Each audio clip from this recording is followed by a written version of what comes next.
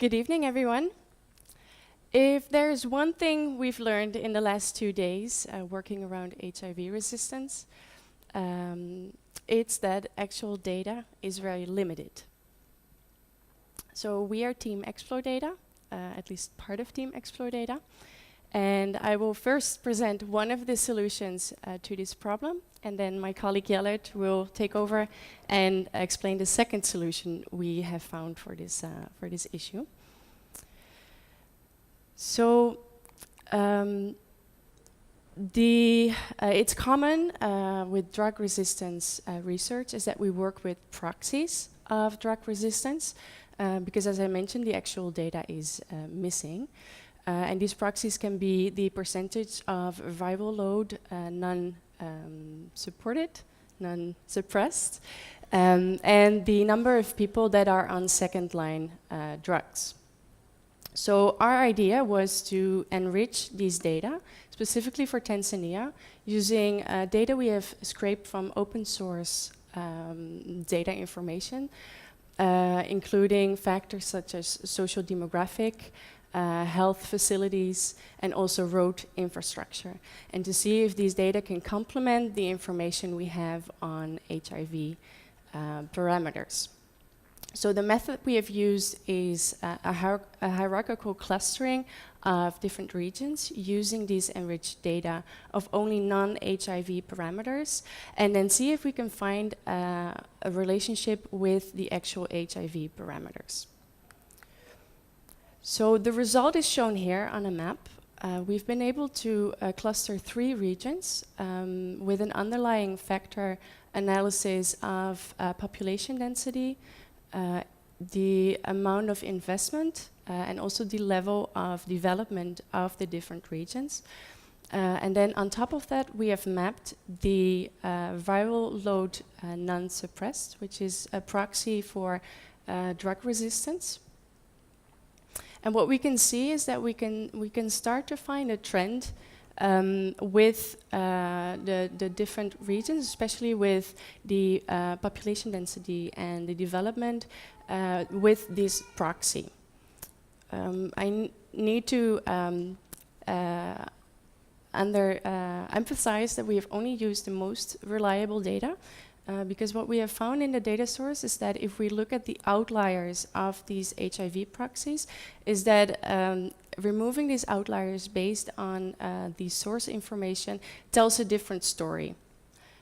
So based on the most reliable data, we have shown here that we can, to conclude, use these types of analysis to sit around the table with stakeholders, including the government and also non-profit organizations, to determine action points specific to each region, targets with specific policies, and also campaigns. So talking about action points, Jellert will take over and show an actual actionable solution to a second problem.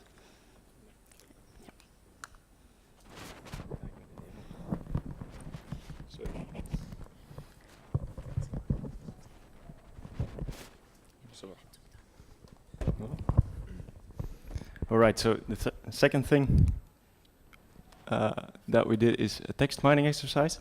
And I won't go into much of detail right now because I'm going to try to give a live demo. But before we're going into that, one of the things that we did is build a topic detection model. And I just want to show you how we have done that.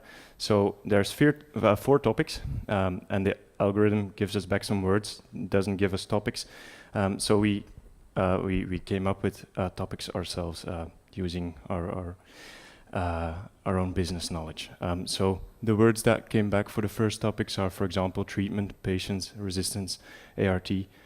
So we said, well, that's all about resistance to treatments. The second one is about again, treatment, but very specific. You also have milligrams, days, hours, tablets. So we said that's really clinical treatment information. And then the third one is about population, more linked to education. As you can see, there's education involved in that circle.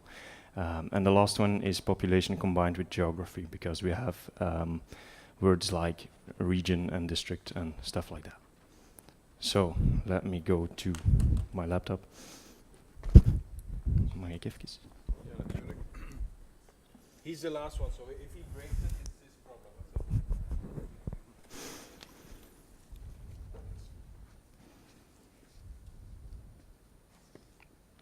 Thanks.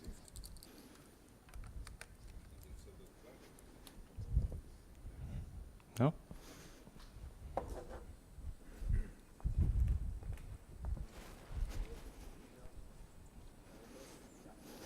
Almost, yep. Fair enough.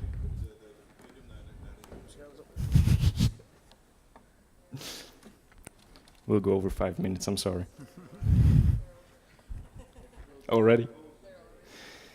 Okay, sorry. So, our model.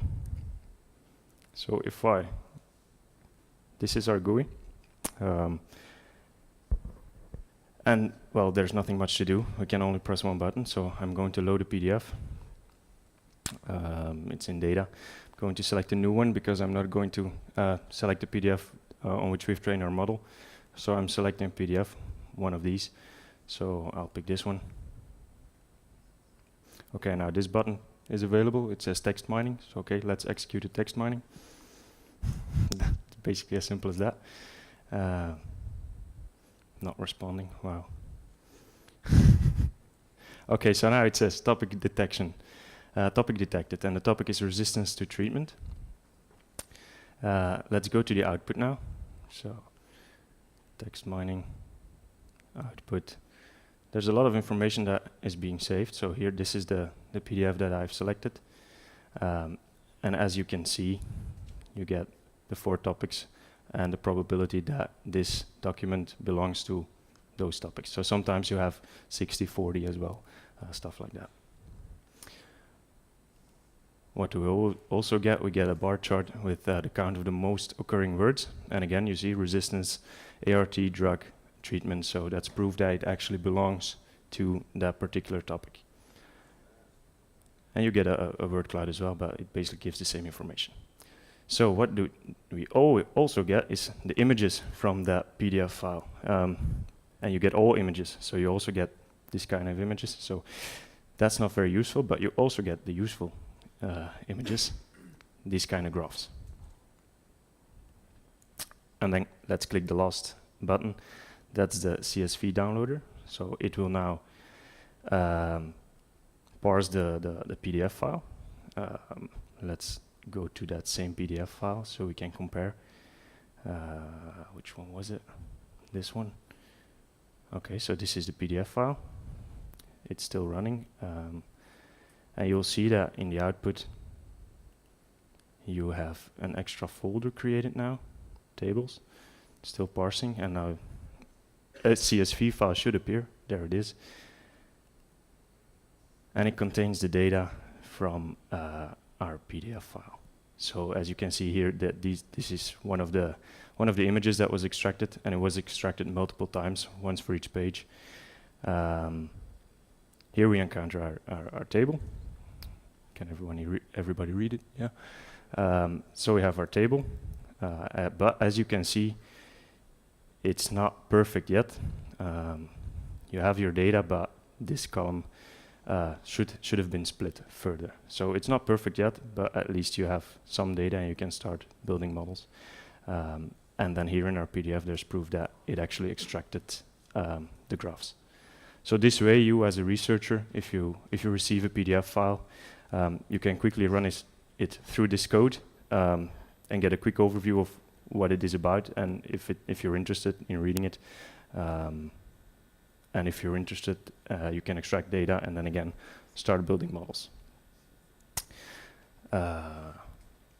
Some next steps is, as the previous team mentioned, build a recommender system, but also build models on this. And Excellent.